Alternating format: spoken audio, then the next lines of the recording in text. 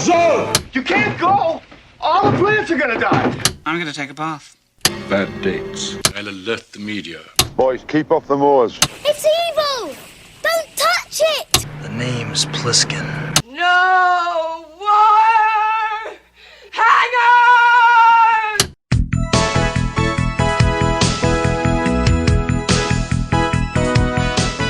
Welcome to Vintage Video, where we're rewatching the 80s so you don't have to. We'll be reviewing every major film release of the 1980s in chronological order, overanalyzing what you've seen and spoiling what you haven't. I'm Patrick O'Reilly. I'm Jesse Bayless. And I'm Richard Wells. And today we'll be discussing The Postman Always Rings Twice, released May 20th, 1981. It was written by David Mamet, based on the novel by James M. Cain, directed by Bob Rafelson, and released by Paramount Pictures.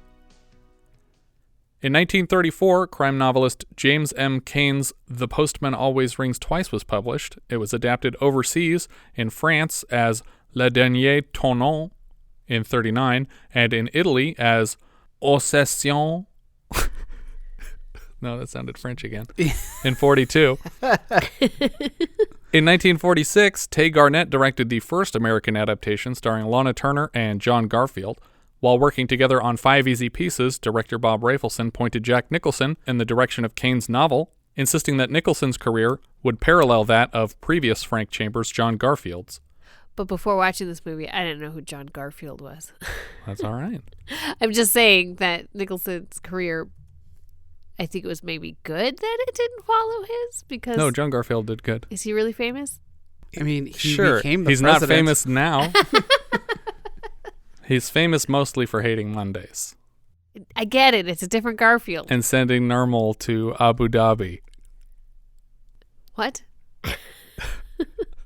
Nicholson liked the book enough to bring it to the Last Detail collaborator Hal Ashby for a new adaptation, but MGM owned the rights at the time and demanded Raquel Welch play Cora until the deal fell apart. Later, recent Hal Ashby collaborator Robert Blake was attached in the Frank Chambers role. In 1979, producer Andrew Bronsberg brought the project to Rafelson, and Nicholson was quickly reattached. Glad the Robert Blake one didn't happen. Yeah, that would have been obnoxious. 128 actresses auditioned, including Leslie Ann Warren, Brooke Adams, Kim Basinger, and Tuesday Weld, but Rafelson's early prediction of Jessica Lange won out. Meryl Streep was actually offered the role and turned it down. I think Jessica Weld would have been a nice version. Tuesday Weld? That's exactly what I said. Yeah. I'm sorry. You combined them. My brain combined them. Elia Kazan did a screen test for the Nick role that eventually went to John Colicos. Actress Lindsay Krause came in to audition for the Cora part and overheard Rafelson discussing David Mamet's work, and then brought up that, by coincidence, she had recently married the famous playwright. Rafelson brought Mamet on board for the screenplay, his first screenplay. Rafelson's intent for the film was to emphasize the erotic aspects of the novel, shooting intentionally for an X rating after the early adaptations had bored him dreadfully. Did you listen or read the book? I did not read the book, no. Oh, okay. I was just curious because I'm like, the previous version, wasn't very gratuitous at all in terms of... I did read the book. Okay. I just remembered. I'm very tired. Well, I'm just curious how sexual it was, because this one took it to pretty high levels. Yeah, I mean, it's not as erotic as this film is, but it's definitely more erotic than the 1946 version. Okay, that's probably because of ratings boards issues at the time. Yeah, I guess I'm just curious because I was like, seems like a weird story to add that much eroticism to. Yeah. Like. Nicholson was very complimentary of Lange's performance and was certain the film would be a success, but unfortunately it landed in that same Rolling Stones article, Big Bucks, Big Losers.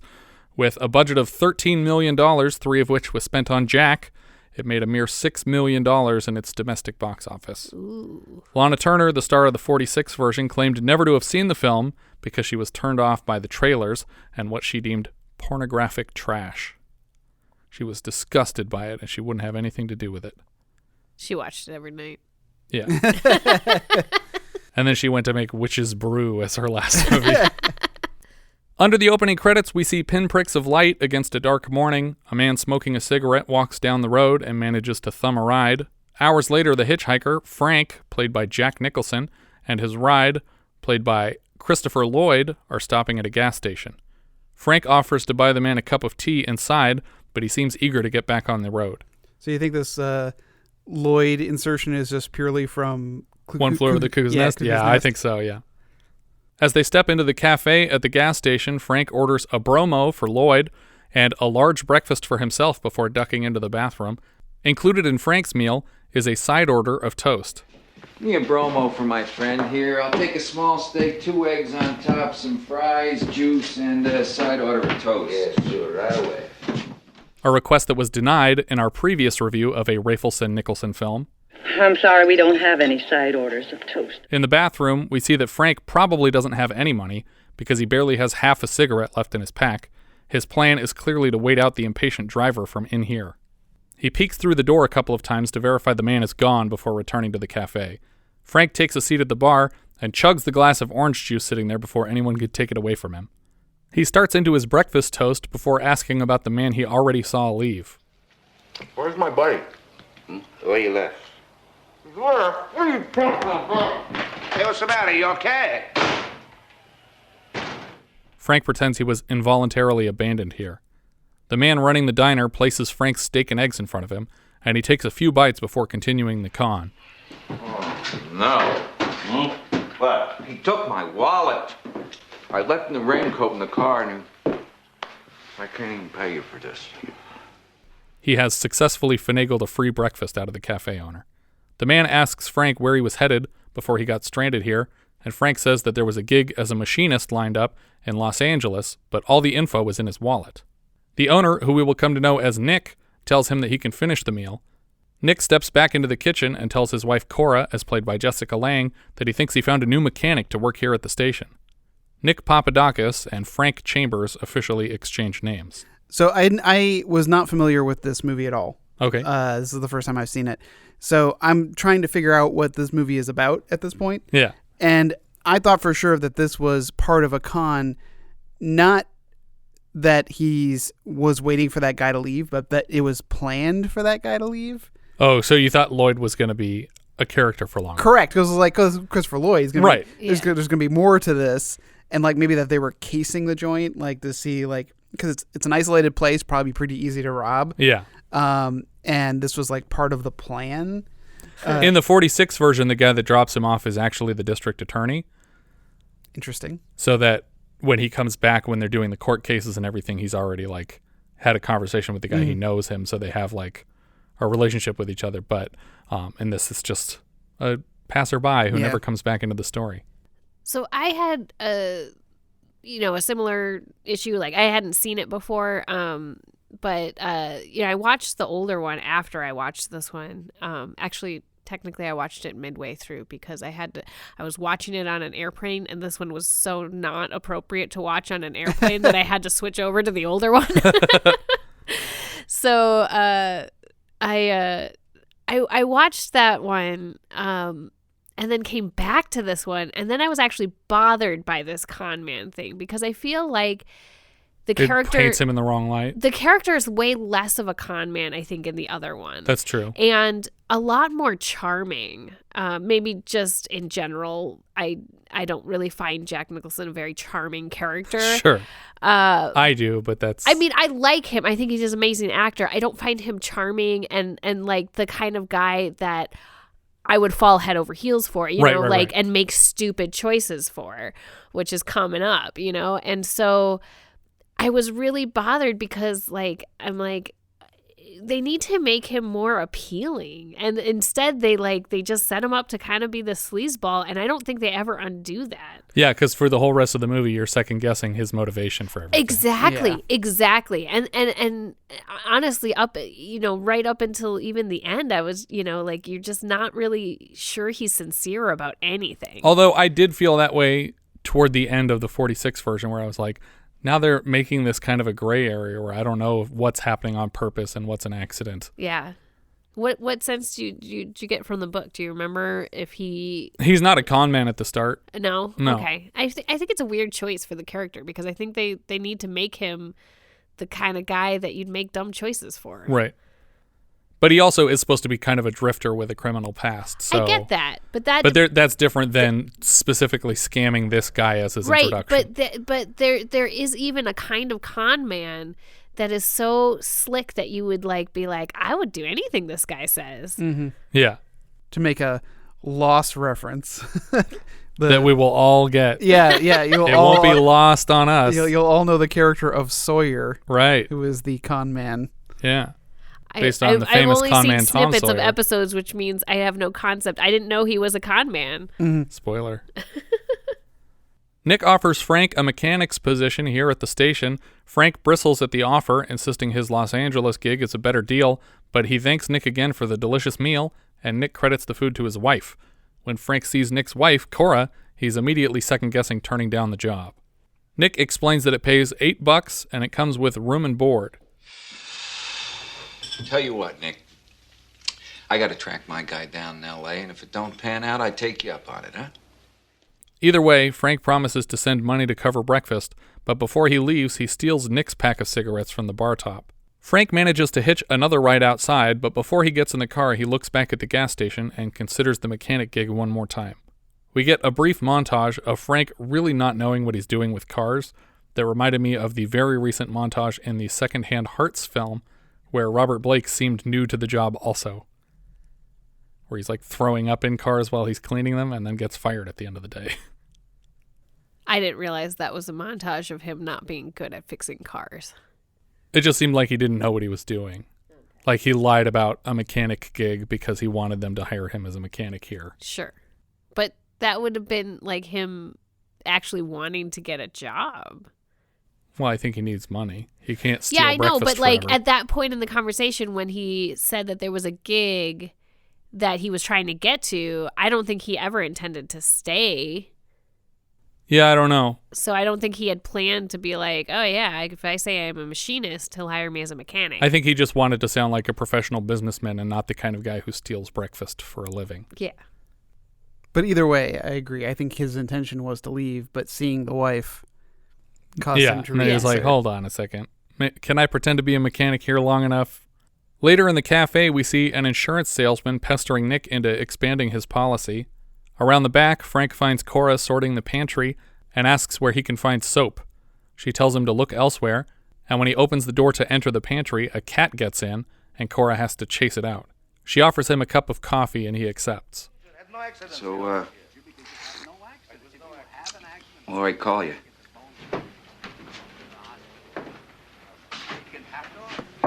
I guess you can call me Cora.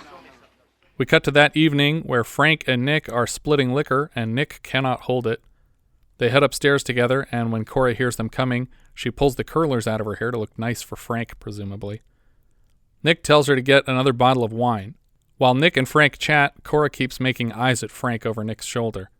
Later that night, Frank turns off all the lights in the guest house and spies on the married couple dancing around in their bedroom. It's a windy night, and the sign advertising the Twin Oaks station collapses in the breeze.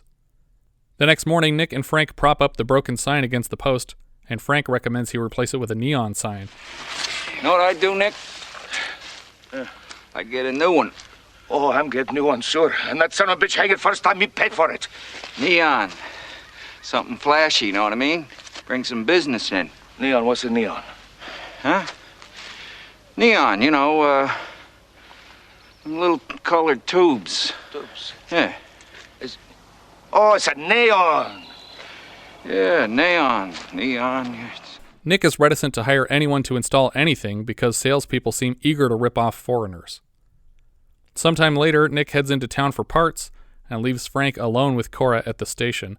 Immediately, Frank locks the door and corners Cora in the kitchen. When she moves to unlock the door, she sees 2 customers have left already, assuming them closed. It's money down the drain, isn't it? I suppose you could look at it that way if you wanted to, yeah. It's not your money either, is it? She tells him to unlock the door, but instead he forces himself on her. At one point, he's literally choking her against the wall. Their struggles with each other take them back to the kitchen, where he starts kissing her, and she seems receptive for a moment before breaking away again. And this is we've just come off of this con man scene, and now, you know, me not knowing what's coming, I'm just like, Jesus, is he gonna rape her?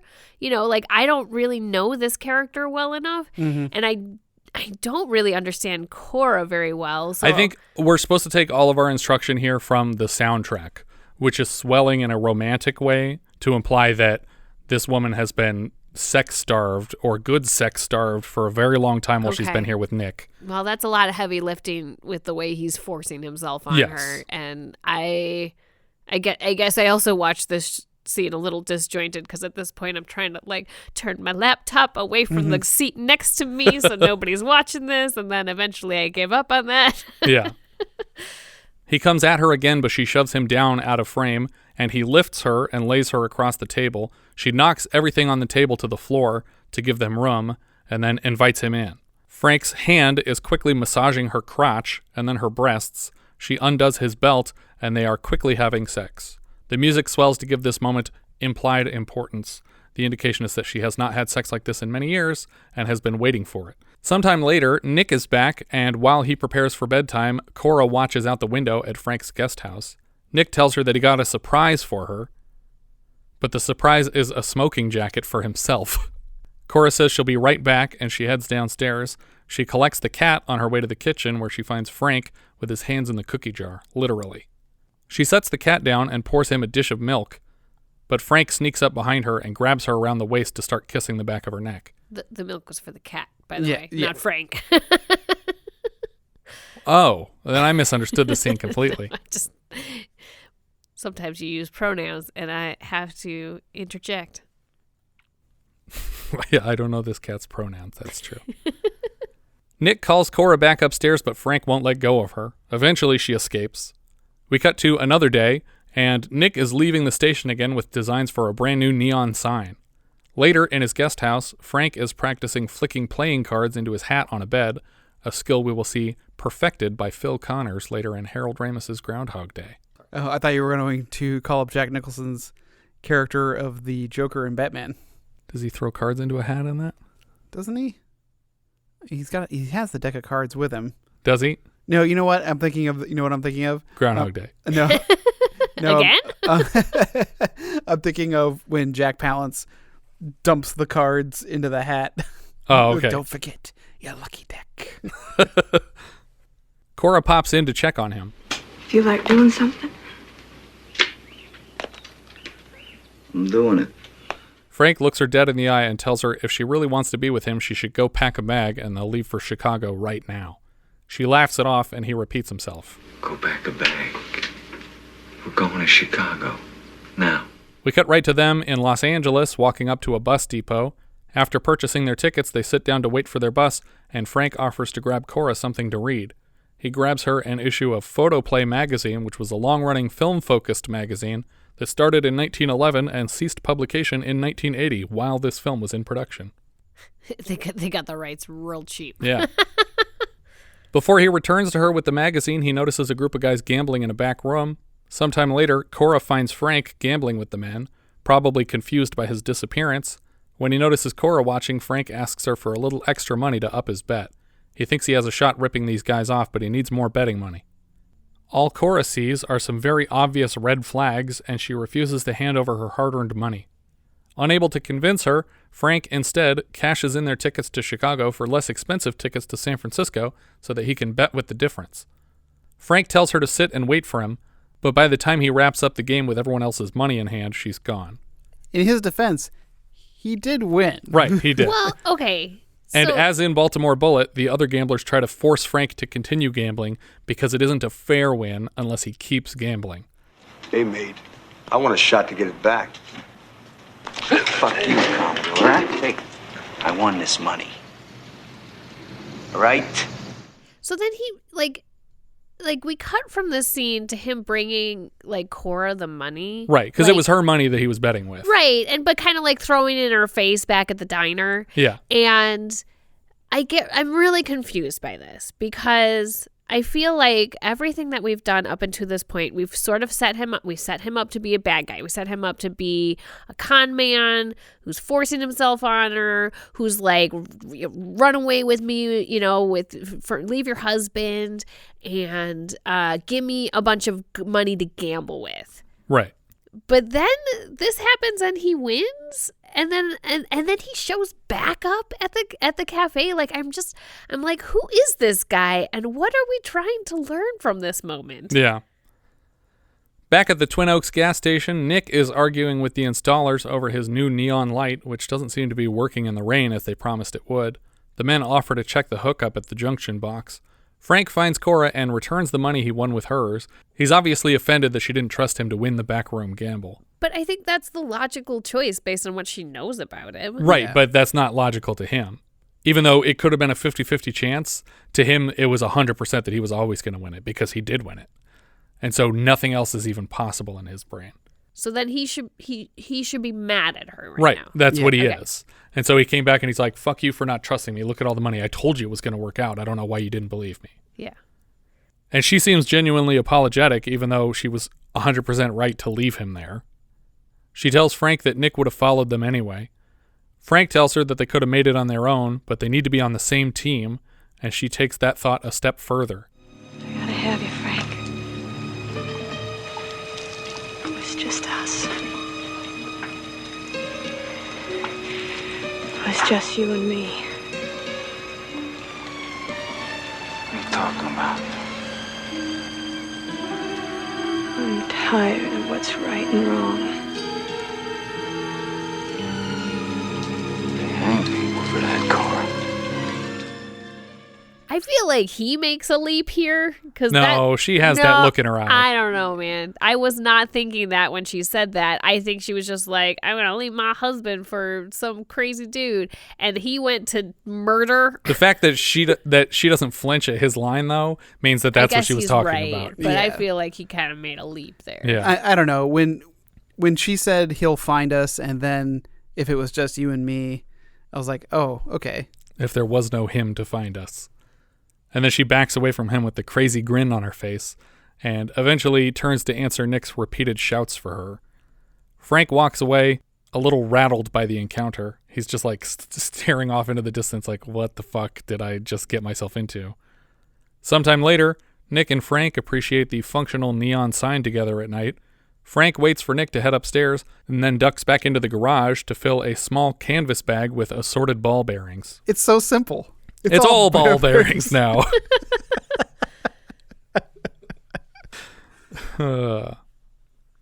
You should see my shoes. He crosses the property and hands the bag to Cora and talks her through the plan once more. Going twice for danger. And the door. Lock from the inside. That's right. And down the ladder, that's it. Yeah. She's shivering with anxiety, and he grabs her to calm her down. They kiss passionately. So I think it took me watching this scene like 3 times to understand. In 2 versions of the movie. In 2 different versions of the movie, and then coming back and watching this one again because I missed parts. And I was like, oh, from the inside of the bathroom. Of the bathroom. Because I was thinking of the front door. And I'm like, what good is that going to do you? And like the bathroom door closed like he's alone in there. Right. I get it. While Cora locks up the diner downstairs, Frank moves a ladder around the side of the house and leans it against the roof, though he leans it weirdly precariously, like on an incline, in such a way that if anyone were to try to climb down this, it would for sure fall over. Cora takes the sack of ball bearings and moves stealthily upstairs and into the bathroom where Nick is showering. Out front, Frank waits by a car for a warning honk. He notices an approaching motorcycle cop, too late to honk the corn honk the corn? That's a euphemism. He notices an approaching motorcycle cop, too late to honk the horn unsuspiciously. Well, yeah, I don't know if he noticed it too late or if he noticed that it was a cop. And it's just like, oh, I can't just honk right now. If I just start honking, it's going to look weird. Turns out the guy pulled over to compliment the new sign. While they talk over the recent addition to the station, they hear a cat snarling from the rooftop, and the cop reveals himself to be a bit of a goofball here. There's a damn cat up there. Oh, yeah.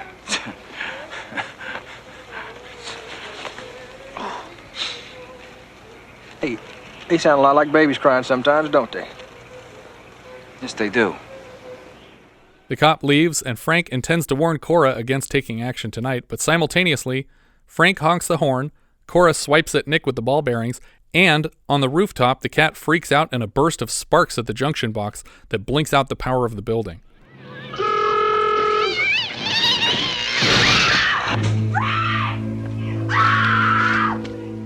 Cora is freaking out because she got a solid swing on Nick, but not accurate enough to kill him, just to knock him out.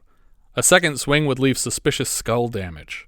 She shouts for Frank's help, and he tells her they need to save Nick because a cop saw everything, but really, the cop didn't see shit. Yeah. There's no reason to call the ambulance here. And if anything, I think the cop is a good witness. Yeah. In your favor. Yeah, you were outside. The ladder was there for a reason that you came up with right away. Well, that didn't happen yet. He urges her to phone an ambulance, and we cut right to the hospital where a doctor is recommending more tests. Well, and it's weird because, like, Jack Nicholson is, like, cradling Nick in the bathtub. Right. Like, come on, buddy. Like, I was like, is he legit sad? Or I think he's worried that if this goes down the way that it just did and he's only, like, maimed or something, that a cop having just been here is going to be a problem for them. But I feel like, okay, in my mind, they're trying to get him up. Like, it's better that he lives. Unless he knows that she hit him.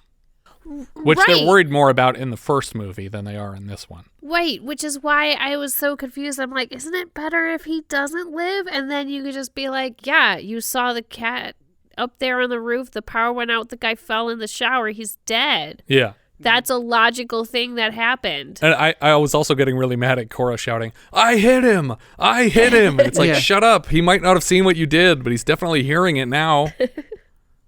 On the way home from the hospital, Cora confirms that Nick doesn't know what they tried to do. All he knows, it went dark. She also credits God with turning out the lights because if they'd committed the murder, the cops would have caught them for sure. They suddenly notice the bike cop is following them back to the station to review a prospective crime scene. He views the scene first from outside the house, commenting specifically on the ladder leaned against the roof. He climbs it to find the dead cat beside the open fuse box. Hey. Cover's off this fuse box up here. I'd say that sucker stuck a paw in it, fried him deader than hell. Yeah, how about that? Huh? Must have been those guys that were working on the sign today. So, they didn't leave the fuse box open as part of this plan. No. And the cat did get electrocuted by that way, so none of this implicates them in any way. I know! It's really weird because they have a terribly convenient thing to that get they them could out have of just this. said, yeah, he bled to death in the shower. Yeah, it's weird. But maybe it's like, well, the power went out, why didn't you go check on him? But they did! And they got him to the hospital right away. Right, but we're saying that they should not have done that. If they didn't do that, then wouldn't they say, well, why did you wait so long? Yeah. Like you would have noticed right away because all the power went out. Right. It's weird because it seems really like a good coincidence that all these things happened. And I don't understand and the why cop it's doesn't so know bad when for the them. power went out because the cop left before that happened. The cop seems to buy the story and rides on back down the road, and the two engage in an immediate and intense sex session. We cut forward some time, and Cora is packing a suitcase to go visit Nick at the hospital. Frank offers to drive, but she asks him to stay and mind the station. Manning the station alone, Frank is immediately beset upon by an enormous troop of Boy Scouts. Frank is in the kitchen throwing together 24 egg salad sandwiches and a bunch of pies when Cora returns. We cut to sometime later. Cora is doing some shopping. They climb into a booth at a record store to listen to some jazz, and later they ride together in a rowboat, laughing all the way. That night at the station, Cora says she doesn't want to make love tonight. Frank reminds her that this is the eve of Nick's return home, but she is insistent. She's foregoing their last opportunity. We cut to a party at a restaurant celebrating Nick's escape from the hospital. Frank interrupts a conversation to drag Cora out of the party. It's apparently been 4 days since their last sexual interaction, and Frank wants an explanation, but Cora tries to tell him it's over. Nick crosses the party to give a speech, singing Frank's praises for the quick thinking that got him to the hospital and on the road to recovery. This man saved my life. I found this man. At home that night, Nick is very drunk as Cora undresses him in bed. He makes her massage his feet. He throws her on the bed and kisses her violently, and we cut to Frank packing his shit to leave forever. He wrinkles up an unsatisfactory note to Cora just as she pops in to check on him. She immediately clocks what he's doing and has a little breakdown criticizing him for leaving, even though she's declared their relationship over. Yeah. Cora says Nick's hospitalization gave him a new outlook on life, and he suddenly wants a family with Cora. She sobs at the prospect. How am I supposed to have his baby? I can't have his baby. The only one I could have a baby by is you. He tries to calm her down with an embrace, and it's a touching moment, but her cries have broken loose a lot of mucus, and her whole face is dripping with snot here. It's very authentic. Yeah. And gross. Also, I have no feelings for these two people who would come Tried to murder a guy? Yeah. Well, it also just, you know... You don't sympathize with them even a little bit? Nope. They tried to kill a nice person who gives free breakfast to people. Oh, that's bad. Not only that stuff, but it's like, I don't even feel like their love is authentic. And so it's not, so it's just gross. Like, I don't think it's love. It feels like lust. It doesn't feel like love. Yeah, exactly. But that's what I'm saying is like these things that they're doing, you're not rooting for them at all. We got to Cora pulling a car up to another gas station in the middle of the night. Nick is laughing hysterically in the passenger seat. A young man comes to fill up the car, and Nick tells the man that they are headed to Ventura for a change of scenery. The full tank of gas only comes to $1.44. Those were the days. Yeah. Back in the 40s. Frank walks back to the car from the station bathroom, seemingly intoxicated. First, he tries for the driver's seat, but Cora forces him into the back, and the station attendant backs her up. They drive out of the station and start heading up a mountain road. Nick keeps groping at Cora while she drives. She tells him the car is overheating and pulls it to the side of the road. She asks Frank to fix the car, but he's pretending to be too drunk to respond. Eventually, Nick offers to take a look when Frank leans forward and cracks him in the skull with a lug wrench.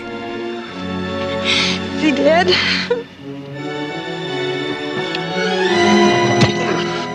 He cracks Nick once more for good measure.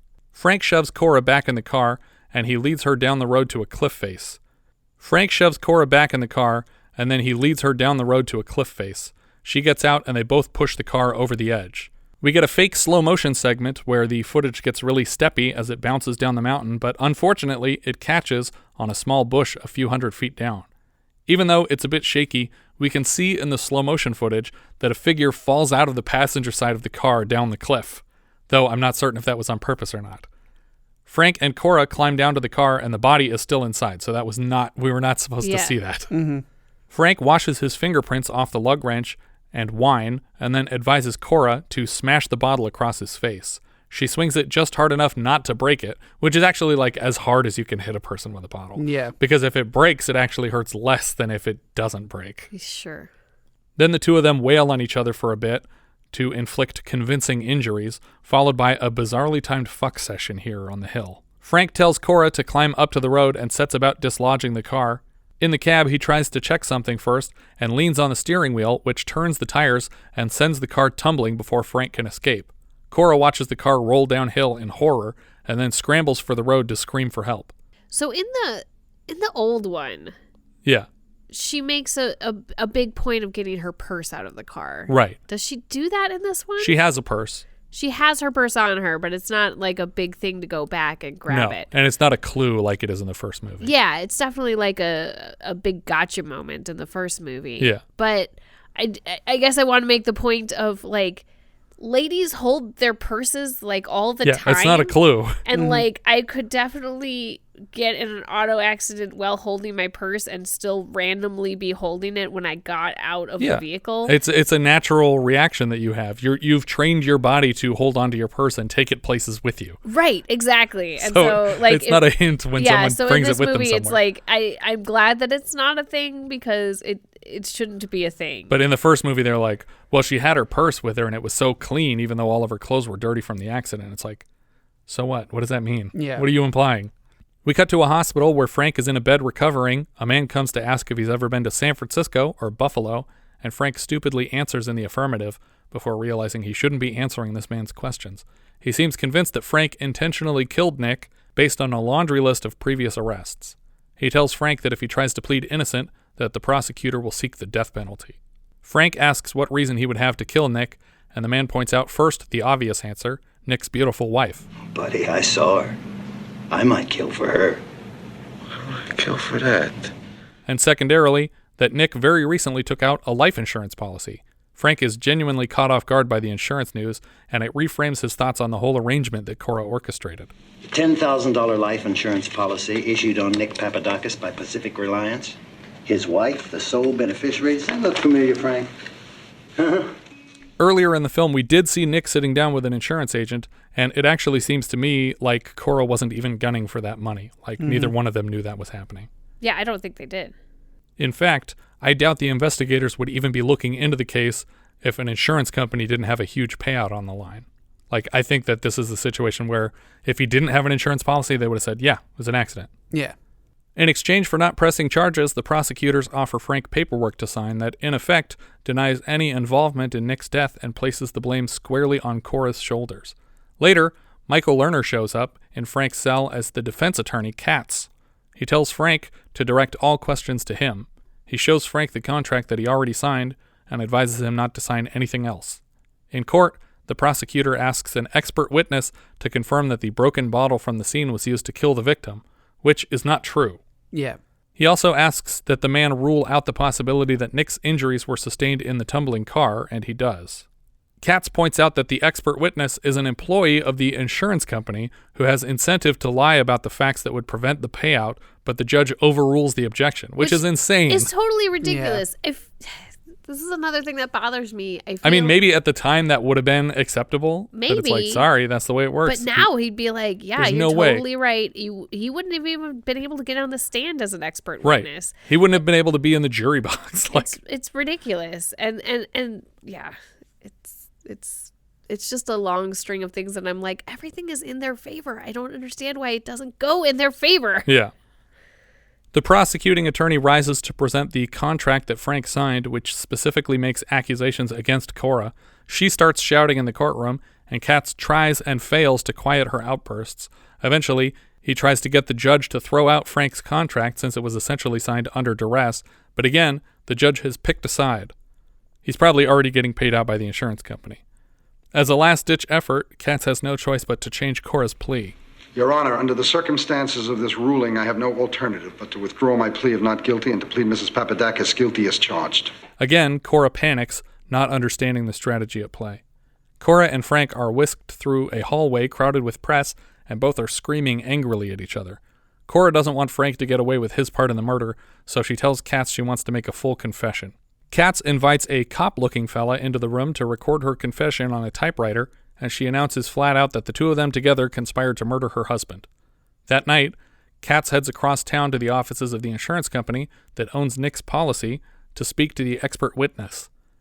Katz reminds the man that $10,000 and his reputation at the company is on the line in this case, but offers an alternative.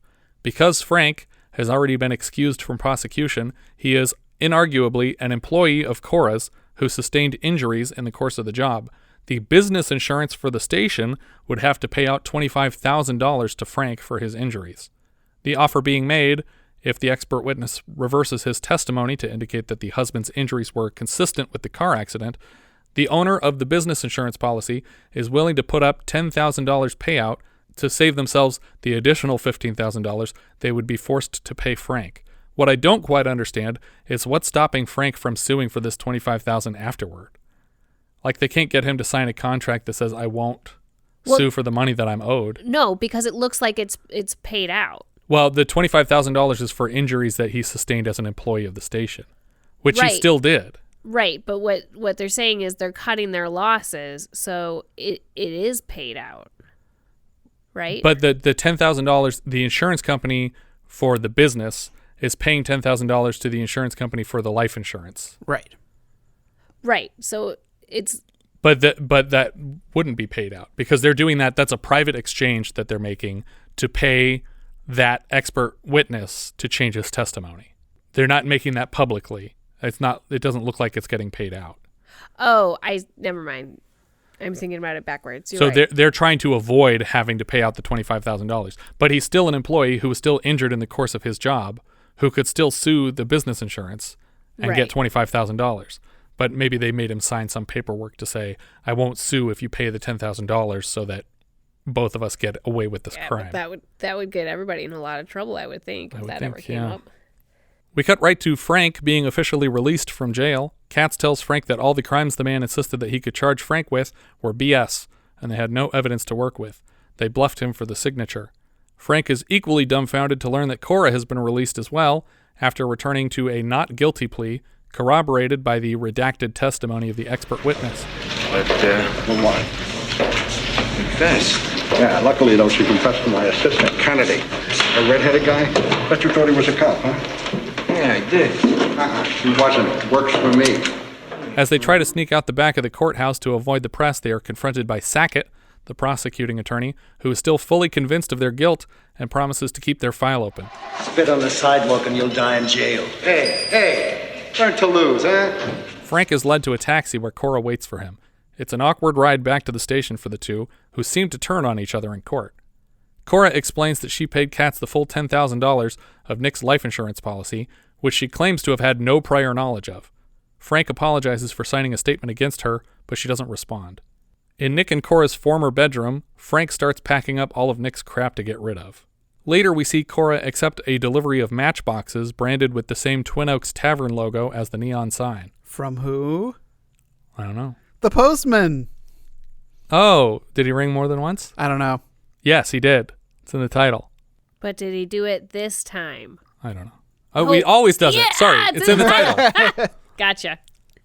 The dining room is packed, and we can overhear a bit of gossip from customers who seem only to have come for a glimpse of the woman who certainly killed her husband for ownership of this place. Cora is having trouble serving everyone in a timely manner and heads out back to ask Frank for help, where she finds him painting rocks white. What are you doing? This isn't helping. Gotta keep those rocks from weathering. That's true. I didn't even think about that. Well, I think they're... To put on the side of the road. Yeah. For no reason. Gotta have white rocks. Frank doesn't understand why she's working so hard to keep the diner afloat when her probation is up in 2 weeks and they can finally leave town. She tells him that he can leave now if he doesn't want to work. No reason to wait 2 weeks. That night, Frank is lying naked across their bed, and Cora tries to shove him away with her legs a couple times so she can get some sleep, and he forcibly climbs on top of her. They're wrestling violently until Frank buries his face between her thighs for a moment, and then when he moves up to her face, she spits in his mouth, catching him off guard, and we hard cut to Cora serving customers on another day. She steps out to the patio with some drink orders when she's approached by a man. I saw your picture in the paper. Join the club. Turns out the guy's an old friend of the family, and he's here with unfortunate news. It seems like he's here to inform her that her mother is very ill, but he has a real roundabout way of saying it. I got the courier still from home. And I read about your mother. I was pretty sure you didn't know. That's not how you'd say that to somebody.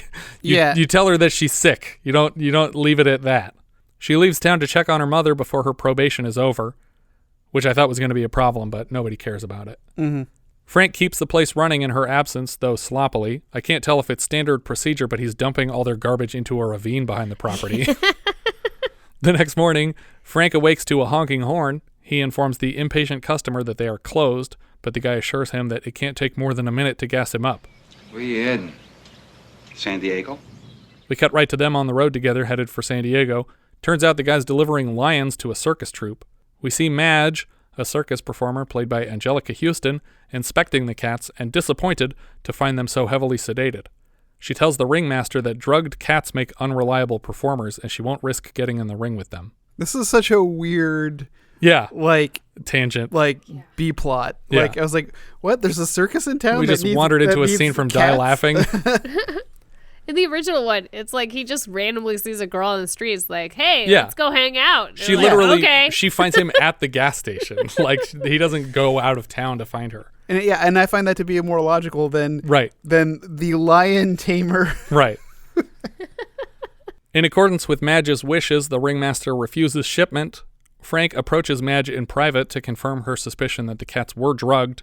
He starts talking to a mountain lion in a small cage, and I was worried it was going to hook into Jack here because it seems pissed off at him. She asks his name, and we cut practically from their introductions to a post-coital cigarette. She lights it with the Twin Oaks matchbook, and her whole body has a sheen of sweat, or possibly massage oil. The next morning, he emerges from Madge's trailer and returns to the station just in time for Cora to return. Her mother did not make it. She tells Frank that she's done a lot of thinking on the trip and that she's pregnant, and Frank seems genuinely excited by the news, which obviously pleases her. She pulls him aside for a hug while he drives her home, and they nearly collide head-on with another car. Back at the station, Frank confesses that he closed it for a week to head to San Francisco, but she's still so elated that he agreed to a family that she can't pretend to care about the station anymore. She begs Frank to forgive her for... what? Something. She says forgive me, but I guess she wants forgiveness for taking the station seriously. Was that a huge deal? I guess I would say more for the confession. What? Like, why would she need forgiveness for that when he already put the blame on her before she made the confession? Yeah, but him blaming her was like he was coming out of surgery. Yeah, like it probably seemed like a somewhat safe bet. Like, even if she gets blamed for the car accident, it's not blaming her for murder. That's true. Because he wouldn't, unless he were in on it, he wouldn't know for sure that she was trying to do that. Yeah. Frank seems uncomfortable with the apology, especially considering he just cheated on her while she was burying her mom, and we cut to them sharing wine that night. Yeah, and the music gets all like happy, and I was like, just gonna gloss over it. Yeah, I was like, wait, am I supposed to like these people? Am I supposed to be like rooting for this relationship or happy that things are working out so well for them? Because I don't care. Yeah, exactly. There's a persistent knock at the door, and in dealing with the man, Frank appears to recognize him. It's Mr. Kennedy, Katz's assistant who transcribed Cora's confession, though he announces right away he isn't working for Katz anymore. Kennedy tells Frank that he kept the confession he typed up, and he offers to sell it back to them. He asks $10,000 for it, but Frank reminds him that the entire $10,000 insurance payout went to Katz. Kennedy doesn't seem to care and pulls a gun. Who cares? I just want the money. Get it for me. Hey. Sell the place. Bring me 10 or I mail a confession off the second and you die at the end. Cora surprises the man from behind by shoving open a door, and Frank wrestles the gun away and then beats the shit out of the guy. He starts bashing the man's head with the kitchen door and demanding Kennedy fork over the confession, and Kennedy says it's at a vault at the Glendale Trust Bank. The next day, Frank leaves with Kennedy to collect the confession from the bank, and he doesn't return until late at night. The first sign he's got problems is that the door is locked. The dining tables are all littered with food as well. Nobody cleaned up, but they intentionally locked him out. Upstairs, he hears strange moans coming from Cora's room, and he pulls out a gun. When he kicks open the door, he finds Madge's mountain lion rolling around in the bed and growling playfully. Cora has learned about the affair directly from Madge, who no doubt followed the matchbook here. Your friend came by.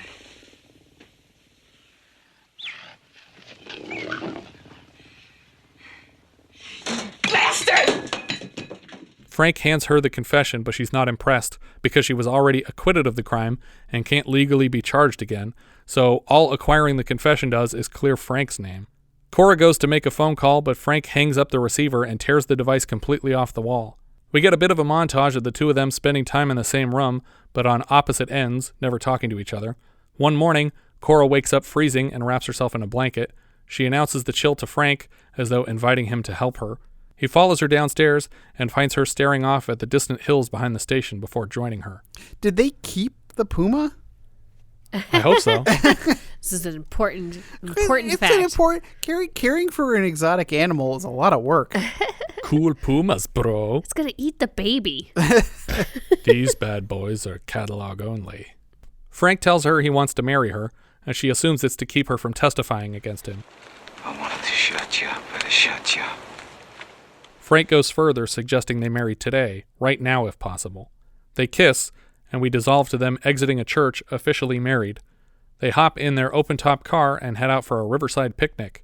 After the meal, they pack up the remains of the food and head back to the car. Frank asks for Cora's help lifting the car's ragtop, and she nearly collapses. Frank is very concerned and offers to rush her to a doctor. He's speeding down the road, but she just wants to go home now. Cora seems fully recovered and smiles about the beautiful scenery and the state of her life. She starts pulling him aside for more kisses and nearly causes a second head-on collision the same way. Frank notices at the last second and swerves drastically around the oncoming truck, but in the spin, Cora falls out of her side of the car, rolling through gravel and bashing her head on a rock on the side of the road. Frank can see that she's dead immediately and bursts into tears beside the body of his brand new wife and his unborn child within. He grips her bloodied hand in the dirt, and we fade to black for the credits to roll. In the earlier version of this film, and in the novel, Frank is brought in and charged with the death of Cora, though in the 46 version they make it abundantly clear that he's not actually being charged with Cora's murder, that he's being charged with Nick's murder, because they found like a written confession in the house or in the station. Well, that's not really it, though. I mean, basically, they're like, we're charging you with Cora's murder, and we're going to convict you of this, but it really doesn't matter because we could turn around and convict you of Nick's murder because of. But either way, stuff. he's excited to learn that he would be charged with Nick's murder because that's the one that he deserves, because the other one wasn't intentional. Right. But they already know that they tried to do that and they couldn't, and it'll be easier to convict him of this, and so they're just going to convict him of Cora's murder, even though really they want to convict him of Nick's murder. Right. But that version closes with a drawn-out over explanation of the film's title, which basically boils down to God is the postman, and he tries to deliver this punishment earlier, but you missed it, so he's back again with the package. Boy, that's a really convoluted... Well, I was going to say, like, you were annoyed at this explanation in the first movie, but I was grateful because otherwise I would have been really upset. Like, who is this postman? Why is he ringing? Yeah. Well, and then also, even though they don't show it in this version of the movie, the 81 version, but presumably Frank will at least be arrested after the events of, like, the final scene. Yeah. Like, I don't know for sure that he'll be put to death for it, but the guy said he was going to get him for spitting on the sidewalk, so you would think that the point is he's going to end up in jail at least, and if not right put to death for this. He's going to get what he deserves, and that's what the title means. But here they make it very clear that when he crashes the car, it's an accident, because she's trying to kiss him and taking his eyes off the road, and they almost hit this other car, and he couldn't have orchestrated it. But in the 46 version, it's very badly choreographed, because it looks like he just It's supposed to be an accident. It doesn't look enough like an accident. It almost looks on purpose, and he just drives it head on into like something parked on the side of the road. It was a post, like a fence post. No, not a postman. A man made out of posts. The postman, and it goes ding ding. But he runs the car into like the passenger side of the car straight into this post. Yeah, and it looks like he's just trying to murder his passenger. Yeah. But even before that, there's this really weird scene. There's like this Gattaca moment where she's like, here, we're going to prove our love to each other, because right now we're in this weird questionable moment where we don't know who cares about each other. So they go down to the beach, and she says, we're going to swim out as far as we can to prove something. I don't get it. But she says, we're going to swim out as far as we can until we can't swim anymore, and then we'll help each other get back. And if one of us doesn't help the other one, then we know that they don't trust each other. And it's like, why are you assuming that you can both swim the same distance? Yeah. How is this proof of anything? What if you both drown, you idiots? Like, what is this a test of? And so they get back to shore, and then she's like, there, that's all the proof I needed. But the whole time you think she's going to kill him out there. Yeah. Or something terrible is going to happen. She's going to pretend to be dead so that he carries her most of the way back, and then she swims off without him. But none of that happens. They just swim out, and then they swim back. They just do a quick lap, and then he smashes her face first into a post like 10 minutes later. So it's very weird. But yeah, I definitely, of the two versions, I prefer this one, because I feel like that one spells everything out way too clearly. And I kind of liked that this one was... I think I needed that. That's fair. That's fair. I also feel like this one expects you to at least have seen that one or read the book beforehand. So they're kind of hoping that you come to it with some knowledge of the plot. Had you seen the other one before you watched this one? The first time? Yeah. I think I'd read the book.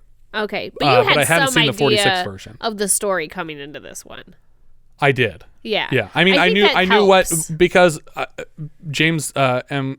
Cain, which we'll talk about, the author, also wrote Double Indemnity, and I always used to confuse those two stories, but they're very similar stories. And so I had the story of Double Indemnity in my head when I sat down to watch this. Right. Well, and I think she says that at some point. Like, it's the same thing where she's just like, they're not after me, they're gonna be after you if we don't get this. If we get the confession back, they can't convict me for it. Well, that's double jeopardy. Oh. Double indemnity. Sorry. Double indemnity is where insurance pays out twice as much in the event of like a violent accident death. Oh. Okay. Which they used to give to flight attendants for situations like plane crashes or terrorist hijackings. But then on 9/11, when it happened, American Airlines was like, well, no, that was a war, so that doesn't count as double indemnity, because they wanted to cheat a bunch of dead flight attendants out of their double indemnity insurance packages. Yeah. Did that fly? Yeah. It flew. Shit. Flew right into a building, you monster. I just meant. No, I know what you meant. Right on. They cue. got away with it. Right on cue. Here comes an airplane. Yeah, American Airlines can do whatever they want. They filed for bankruptcy and then wrote everybody huge checks in the executive office.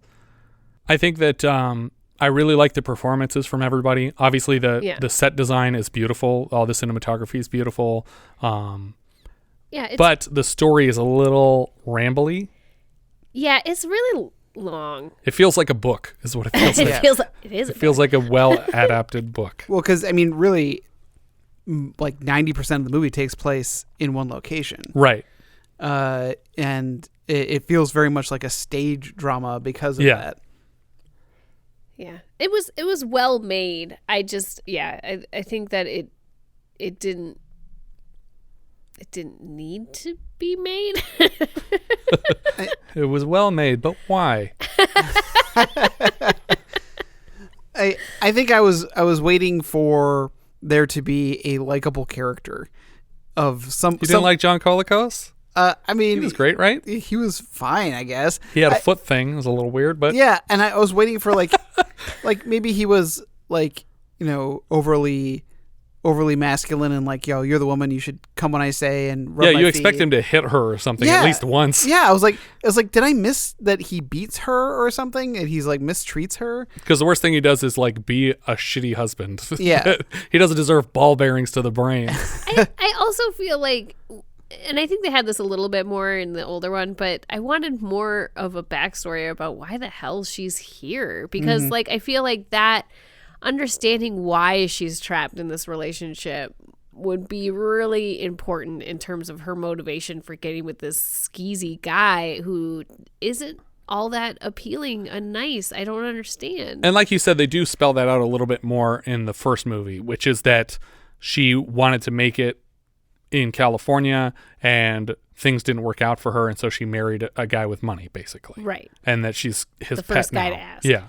What I expected this movie to become was Jack Nicholson's like a scummy guy, meets this woman, and the woman sees her opportunity to kill her husband by way of this guy. Right, by manipulating. Yeah, Correct. Not falling in love with. Correct. And so that's why when the money comes up in the hospital and you're like, oh, this is where he finds out that she set him up. Yeah. But that never happens. Right. And I was like, oh, hold on then. Yeah.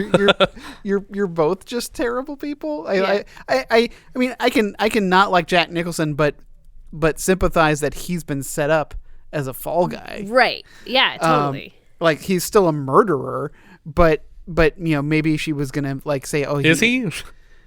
Yes, he murdered Nick. Did he? Yeah.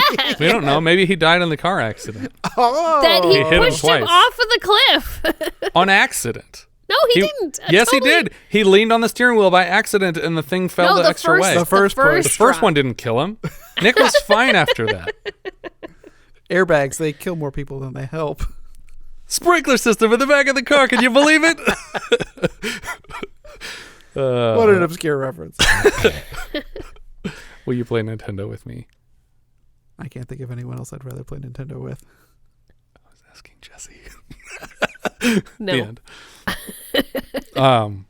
But yeah, I think we agree the story's a little shaky, but that's the book's fault. I think in terms of filmmaking, they did a decent job of it. Yeah. I can agree with that. I still give it a thumbs up. I think that it's a thumbs up. It's a high quality movie, and overall I liked it.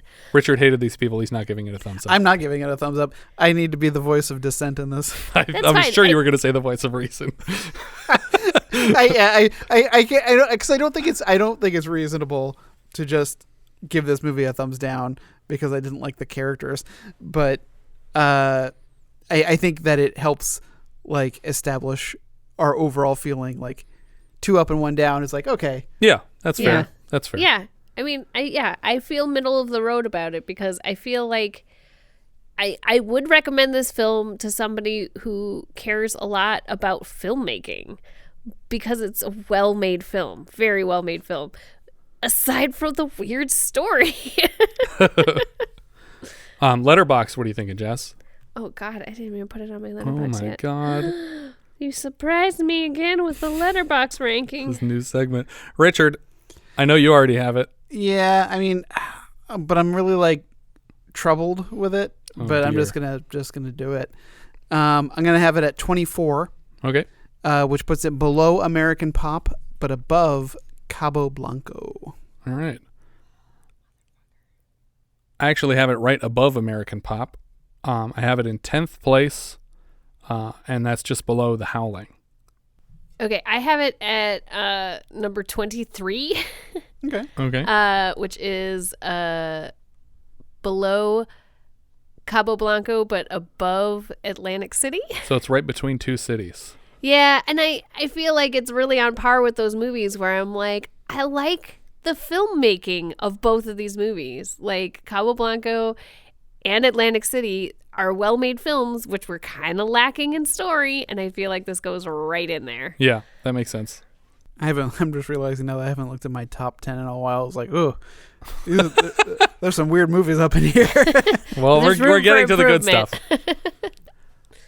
Our director here was Bob Rafelson. He was the co-creator of The Monkees and executive producer of their series and the film Head, which is where he met screenwriter and performer Jack Nicholson, with whom he would collaborate on Easy Rider as producer and 5 Easy Pieces as producer and director, which we covered last year as a Patreon review. He also has a story credit on Brubaker last year, but he was fired off of that film, I think. Writer David Mamet, he is a famed playwright, possibly best known for his 1984 play Glengarry Glen Ross, which he adapted himself into the 1992 film. He wrote and directed Homicide, The Spanish Prisoner, and Heist, and wrote the screenplays for The Verdict, The Untouchables, Hoffa, Wag the Dog, and Hannibal. Novelist James M. Cain is a hard-boiled crime novelist best known for his novels The Postman Always Rings Twice, Mildred Pierce, and Double Indemnity, each of which were adapted into popular films in reverse order in the 40s and have since been readapted. His novel Butterfly was also adapted in '82, the following year. The music is from Michael Small. He scored Klute, The Parallax View, Stepford Wives, Night Moves, The Drowning Pool, Marathon Man, and the Pumping Iron documentary that kicked off Schwarzenegger's career. Last year we heard his work in Those Lips, Those Eyes, and he's back later this season for Continental Divide and Rollover. After that, he scored Jaws the Revenge and Wagons East, among others. Cinematographer Sven Nykvist is a Swedish cinematographer best known for his collaborations with Ingmar Bergman, Cries and Whispers, Fanny and Alexander. He partnered with Woody Allen for Crimes and Misdemeanors, Another Woman, New York Stories, and Celebrity, and last year he lensed Paul Mazursky's Willie and Phil. Editor Graham Clifford, this was his last editing credit. It was preceded by cutting Nicholas Roeg's Don't Look Now, The Rocky Horror Picture Show, and The Man Who Fell to Earth. Jack Nicholson played Frank Chambers. We've gone back and forth over Jack's credits. This is his second with director Rafelson for the podcast after 5 Easy Pieces last year. He was in The Shining, which took the top spot on all 3 of our 1980 lists. And he's back later this year for Reds, which I think is the Vintage Video Season 2 finale, if we get that far. Jessica Lange played Cora Papadakis. Her debut film was as Dwan in the 1976 King Kong, and then All That Jazz. I haven't seen it recently. Is it pronounced Dawn and it's just spelled wrong? It's spelled D-W-A-N, which is a point they make in the movie in the 76 King Kong. Have you seen that recently? I haven't seen it in a long while. Okay. I saw it fairly recently, but I don't remember her being called Dawn. Maybe she's just called Dawn, but it's spelled D-W-A-N, and they make a point about how her parents thought it was unique or something like that. Very weird. We saw her last year in her 3rd film, How to Beat the High Cost of Living, and next is Tootsie. Later she shows up in Cape Fear, Titus, Broken Flowers, and more recently she was Joan Crawford for Feud, Betty and Joan, which might be why I used to confuse her with Faye Dunaway. John Colicos played Nick Papadakis. He was Captain DeWitt, whose police car flipped in The Changeling last year. He was also Barnes in John Huston's Phobia, so he's been in at least 2 flipped-over cars for a death scene on the podcast. Michael Lerner played Mr. Katz. We saw him last year in Baltimore Bullet, Borderline, and Coast to Coast. He was Gantner in The MacGyver Pilot. He's Jack Lipnick in Barton Fink, Biderman in Blank Check, Mayor Ebert in Godzilla, and dozens of much better films. Angelica Houston played Madge. She's the Grand High Witch in The Witches. She's Morticia Addams in the Addams Family movies. And she's Eleanor Zissou in The Life Aquatic. But insanely, none of these completely perfect performances is even my favorite of hers. That honor belongs to Jan Brown, Billy Brown's football-obsessed mother in Buffalo 66. She and her grandfather Walter Houston were both directed to Oscar wins by her father, John Huston. Walter won Best Supporting Actor for John Huston's The Treasure of the Sierra Madre, and Angelica won hers for Supporting Actress in '85 for John Huston's Prizzi's Honor with Jack Nicholson. She and Nicholson began a relationship in '73 that lasted until 1990. In that span of time, they appeared together in 4 films, Cuckoo's Nest, The Last Tycoon, This, and Prizzi's, and they reunited for The Crossing Guard in '95. She was not in Chinatown, but she was dating Nicholson at the time, which obviously makes the exchange between Jack as Jake Gittes and her father John Huston as Noah Cross a little more uncomfortable. Disturbs me. It makes me think you're taking my daughter for a ride. Financially speaking, of course. What are you charging her? My usual fee, plus a bonus if I get results. Are you sleeping with her? Come, Mr. Hitch. You don't have to think about that, remember, do you? If you want an answer to that question, Mr. Cross, I'll put one of my men on the job.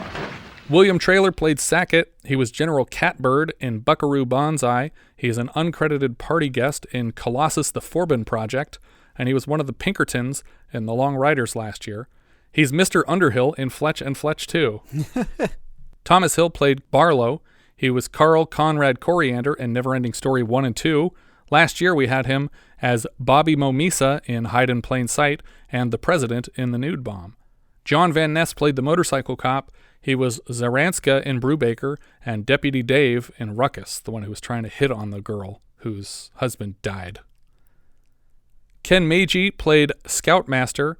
He was Sheriff Cronin in Leprechaun. He's Mr. Sprinkles in Mrs. Doubtfire, which is the mailman guy that delivers the mail to Mrs. Doubtfire's children's television show. Okay. Eugene Peterson plays the Doctor. He was the head mixer in Modern Romance. The guy who told him Space Floor, I think. The guy who was not being cooperative when Albert Brooks was trying to figure out how to mix the scene. Don Calfa played Goebel. He was Ernie in Return of the Living Dead, and Paulie, Vito's hitman, in Weekend at Bernie's. Dick Balduzzi played Signman Number 1. He was Phil in Fatso. He just passed away in January of last year, which is impressive because he played Old Man in Zorro the Gay Blade later this season. Lionel Mark Smith played Crapshooter. He was Maurice in Galaxina last year, the Vulcan-looking crewman who works in the bottom of the ship with the Confucius-spouting character.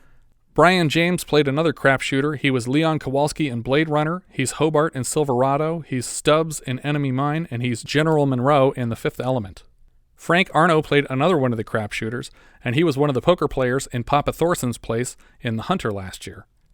Virgil Fry played another crapshooter. He was a biker in Hell's Angels on Wheels and Easy Rider, both of which star Jack Nicholson. He was a bandit leader in Borderline last year, and he was just McGregor, the school security guard, in Graduation Day, the guy that we kind of liked that was just making fun of himself the whole time. Kenneth Cervi played another crapshooter. He seems to be a friend of Nicholson's. All of his credits are on Nicholson films. William H. McDonald played the bailiff. He was a stage manager in Hero at Large. He plays a conductor in Who Framed Roger Rabbit, and we'll see him next as Hurley in our very next episode, Death Hunt. Elsa Raven played Matron. She was Phil's wife in Fatso last year. She played Hannah Lee in American Pop earlier this season, and she's back as a prenatal nurse in Paternity later this season. She's best known as the Save the Clock Tower lady from Back to the Future, and like her husband Phil from Fatso, we just